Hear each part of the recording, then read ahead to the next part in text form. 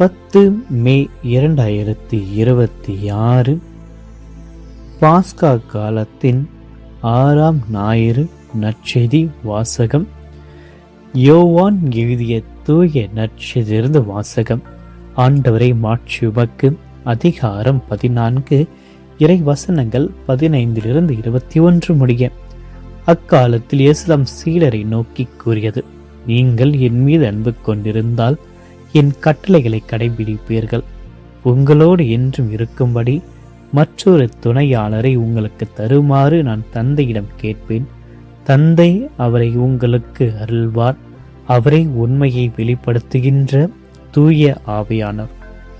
உலகம் அவரை ஏற்றுக்கொள்ள இயலாது, ஏனெனில் அது அவரை காண்பதும் இல்லை, அறிவதும் இல்லை. நீங்கள் அவரை அறிந்திருக்கிறீர்கள், ஏனெனில் அவர் உங்களோடு தங்கியிருக்கிறார், உங்களுக்குள்ளும் இருக்கிறார். நான் உங்களை திக்கற்றவர்களாக விடமாட்டேன், உங்களிடம் திரும்பி வருவேன். இன்னும் சிறிது காலத்தில் உலகம் என்னை காணாது, ஆனால் நீங்கள் என்னை காண்பீர்கள். ஏனெனில் நான் வாழ்கிறேன், நீங்களும் வாழ்வீர்கள். நான் தந்தையுள்ளும் நீங்கள் என்னுள்ளும் நான் உங்களுக்குள்ளும் இருப்பதை அந்நாளில் நீங்கள் அறிவீர்கள். என் கட்டளைகளை ஏற்று கடைபிடிப்பவர் என் மீது அன்பு கொண்டுள்ளார். என் மீது அன்பு கொள்பவர் மீது தந்தையும் அன்பு கொள்வார். நானும் அவர் மீது அன்பு கொண்டு அவருக்கு என்னை வெளிப்படுத்துவேன். ஆண்டவரின் அருள்வாக்கு. கிறிஸ்துவே உமக்கு புகழ். இயேசுவில் பிரியமான அன்பு சகோதர சகோதரிகளை, பாஸ்கா காலத்தின் 6ஆம் ஞாயிறில் மரியன்னையின் மகிழ்ச்சியினுடைய குணத்தை நாம் தியானிக்க அழைக்கின்றோம். மரியா இறைவனை மகிழ்ச்சியுடன் புகழ்ந்தவர். அவருடைய மகிழ்ச்சி நம்பிக்கையிலிருந்து வந்தது. அவர் எப்பொழுதுமே ஆண்டவருக்கு நன்றி கூறுபவர். அவருடைய இதயம் எப்பொழுதுமே மகிழ்ச்சியால் நிரம்பியது. ஆக இதுதான் மரியனுடைய ரகசியம். ஆண்டவரிடத்தில் அவள் மகிழ்ச்சி கொண்டாள். அந்த மகிழ்ச்சியோடு இன்று நாம் இறைவனிடத்தில் அவருடைய செயலில் அன்பில் மகிழ்ச்சி கொள்ள வேண்டும். நாளில் இறைவனுடைய பாதத்தில் வைத்து நாம் மகிழ்ச்சியின் கருவிகளாக இருக்க ஜெபிப்போம்.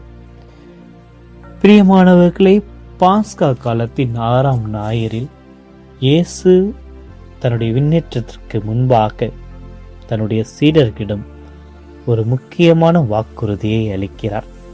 அதுதான் அவர்களை திக்கற்றவர்களாக விடமாட்டேன் என்பது. அவர்களுக்கு ஒரு துணையாளரை அனுப்புவேன் என்பது. நாம் தனிமையில் இருக்கின்ற பொழுதும் அல்லது சோதனைகளை சந்திக்கின்ற பொழுது கடவுள் நம்மோடு இருக்கிறாரா என்ற ஒரு சந்தேகம் நமக்கு கண்டிப்பாக வரும். இந்த சந்தேகத்தினுடைய பதிலாகத்தான் இன்றைய நற்செய்தி வாசகத்தை 3 கோணையில் நாம் சிந்திக்கலாம்.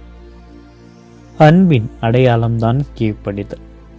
இயேசு கூறுகிறார், நீங்கள் என் மீது அன்பு கொண்டிருந்தால் என் கட்டளைகளை கடைபிடிப்பீர்கள். அன்பு என்பது வெறும் உணர்ச்சி அல்ல, அது ஒரு செயல்.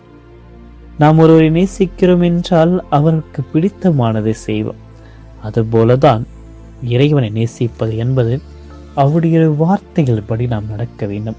அவருடைய கட்டளைகள் அடிமைத்தனத்திற்கு கொண்டு செல்கின்ற ஒரு செயல் அல்ல, அவரோடு இணைந்து வாழ்கின்ற ஒரு வாழ்க்கைக்கு அது கொண்டு செல்கிறது. இரண்டாவது, மற்றொரு துணையாளர். இயேசு தன்னுடைய சீடர்களுக்கு அவர்களை வழிநடத்த உண்மையான ஒரு ஆவியானவரை அனுப்புவதாக வாக்களிக்கிறார். துணையாளர் என்பது பரிந்து பேசுபவர், ஆற்றல் அளிப்பவர், தேற்றுபவர் என்பது பொருள். நாம் பலவீனப்படுத்தப்படுகின்ற பொழுது தூய ஆவியானவருடைய இதயங்களில் இறைவனுடைய பிரசன்னத்தை உறுதிப்படுத்துகிறார். அவர் என்றென்று நம்மோடு இருக்கும்படி அனுப்பப்படுகிறார். நான் உங்களை திக்கற்றவர்களாக விடமாட்டேன். இந்த ஒரு வார்த்தை எவ்வளவு ஆறுதலாக இருக்கிறது. உலகம் நம்மை கைவிடலாம், ஆனால் உயிர்த்த ஆண்டவர் நம்மை அனாதைகளாக விடமாட்டார். நான் வாழ்கிறேன், நீங்களும் வாழ்வீர்கள் என்ற அவருடைய வாக்குறுதி மரணத்தை வென்று அவருடைய உயிர்ப்பினுடைய வல்லமைக்கு நமக்கும் உண்டு என்பதை உறுதிப்படுத்துகின்றது. ஆக இந்த 3 பரிமாணங்களின் வகையாக இன்றைய நாளில் இறைவனுடைய குரலுக்கு அதாவது தூய ஆவியாருடைய குரலுக்கு நாம் செவி மடுக்க வேண்டும். நம்முடைய அன்றாட வாழ்வில் நல்லது எது கெட்டது என்று பிரித்தறிகின்ற தூய ஆவியானவர் நமக்குள்ளே பேசுகிறார். அந்த ஒரு மெல்லிய குரலுக்கு நாம் முக்கியத்துவம் கொடுக்கிறோமா? அப்படி குரலை கேட்டால் மட்டும்தான் இறைவனுடைய திட்டத்தை நம்மால் உணர முடிகிறது. எது இறைவனுடைய திட்டம் என்பது அறிய முடிகிறது. அந்த குரலில்தான் ஆண்டவருடைய கட்டளையானது இருக்கிறது. அந்த கட்டளையான அன்பு, அந்த அன்பை நாம் செயலில் காட்ட வேண்டும். வாரத்துக்கு ஒரு முறை ஆலயத்துக்கு வருவதோடு நம்முடைய கடமை முடிந்து விடாது. நாம் பிற இடத்தில் காட்டுகின்ற ஒரு கருணை, மன்னிப்பு மற்றும் நேர்மை மூலமாக மட்டும்தான் ஆண்டவர் இயேசுனுடைய கட்டளைகளை கடைபிடிக்க முடியும். அவர் மீது கொண்டுள்ள அன்பை நாம் வெளிப்படுத்த முடியும்.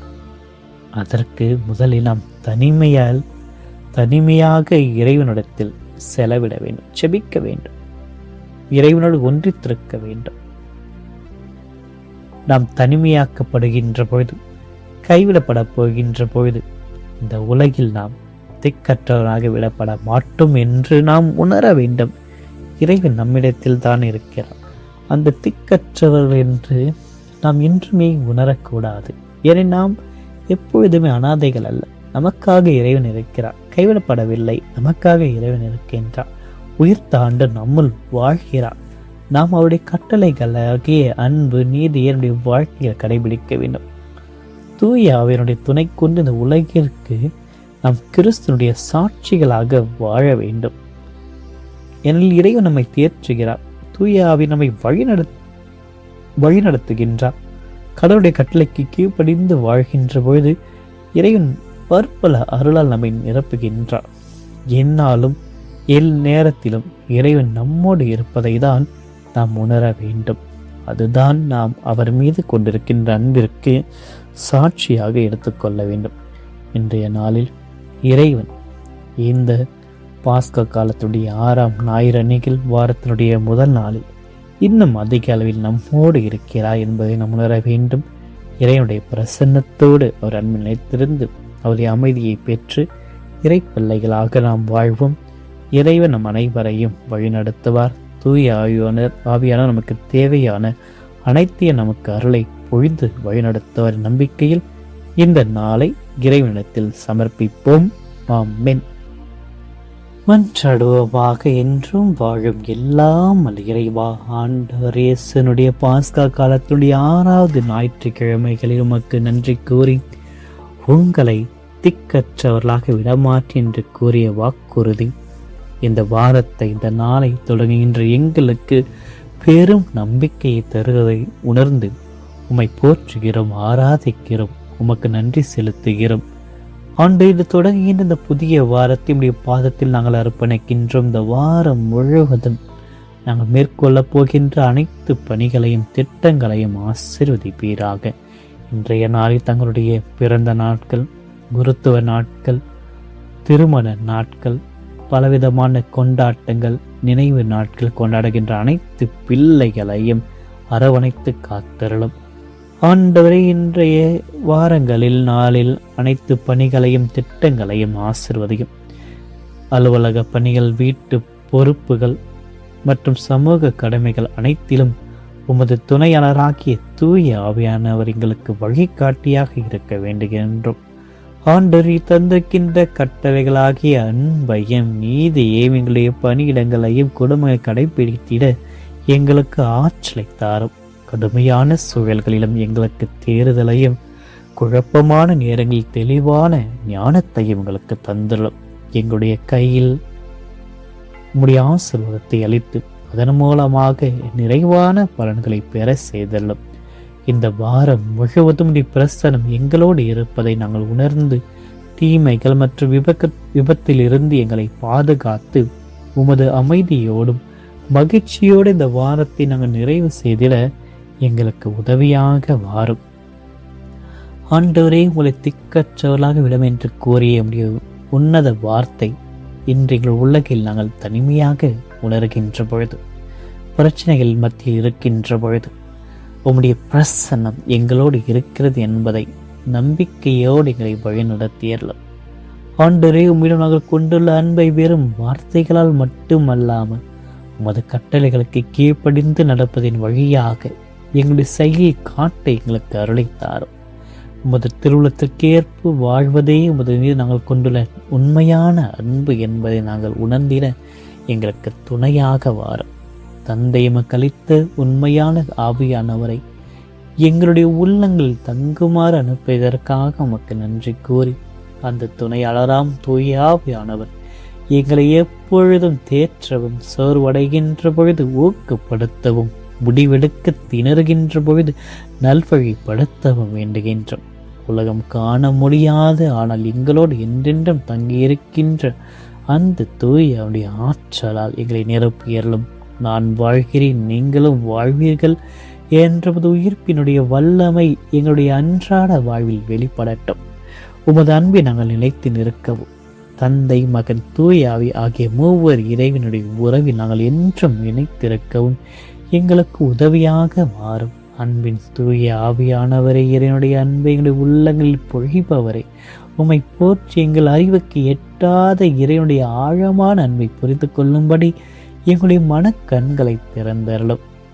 இன்றைய நற்செய்தியில் வாக்களித்ததை போன்று தந்தையும் மகனும் எங்களை எவ்வளவு நேசிக்கிறார்கள் என்பதை நாங்கள் உணர்ந்து தனிப்பட்ட முறையில் அந்த அன்பை அனுபவிக்க எங்களுக்கு உதவியாக வாரும்.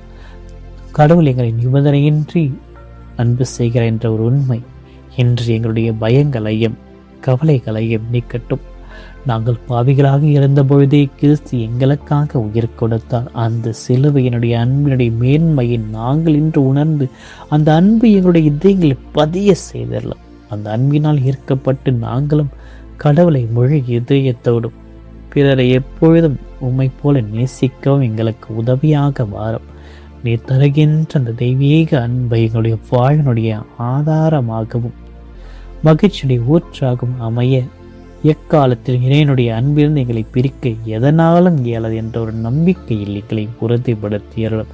அன்னை மரியாளுடைய பரிந்துரை தொடர்ந்து எங்களுக்கு அளித்திட கிருபை புரிந்தள்ளும். அவனுடைய வழியாக நாங்கள் மகிழ்ச்சி நினைத்திருந்த மகிழ்ச்சியின் பிள்ளைகளாக எங்களுடைய ஒவ்வொரு தேவைகளையும் வேண்டுதல்களையும் அன்னை மரியாளின் வழியாக சமர்ப்பிக்கின்றோம்.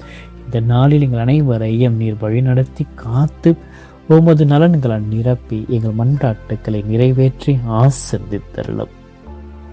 அருளறிந்த மரியே வாழ்க, ஆண்டவர் உம்முடனே, பெண்களுக்குள் ஆசீர்வதிக்கப்பட்டவள் நீரே, உடைய திருவயிற்றின் கனியாகிய இயேசுவும் ஆசீர்வதிக்கப்பட்டவரை.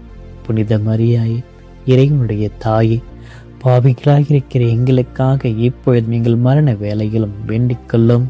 ஆமென். எல்லாம் வல்ல இறைவன் தந்தை, மகன், தூய ஆவியார் ஒவ்வொருவரையும் நிறைவாக ஆசீர்வதிப்பாராக. ஆமென்.